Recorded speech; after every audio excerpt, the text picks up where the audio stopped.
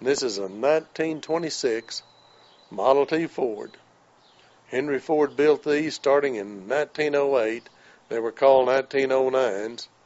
Built them all the way through the summer of 1927. Then he changed to the Model A's, and they came out in January of 1928. I found this car in northern Missouri. Got it back, thought it was in pretty good shape, started taking the paint off of it so I could repaint it, discovered it was full of bullet holes. So we ended up completely stripping it down, taking it apart, and completely rebuilding it. Top speed's about 40, 45 miles an hour, depending on the wind conditions sometimes and whether you're going uphill or not. Henry Ford made over 15 million of these in the years that they were manufactured. There's only been one other car that has sold more models of the same vehicle than Henry Ford's Model Ts, and that was a Volkswagen Beetle, and it took it 65 years to sell as many as the Model Ts sold from 1909 till 1927.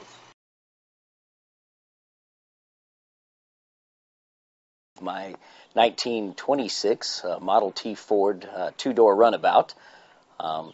Very unusual model for those years, as it was a two-seater and a convertible, so this was pretty much a rich man's toy of its days. We believe this car sold for about $326 brand new back in 1926. I bought this from an older lady in Amarillo, Texas, who was in her late 80s. Who this was her first automobile. Her and her husband moved from Dallas when she was about 13 or 14 years old, and he bought this for her as her first car. And she drove it all the way up and sometime into the 40s before he bought her a new automobile, and it stayed in their family until earlier this year.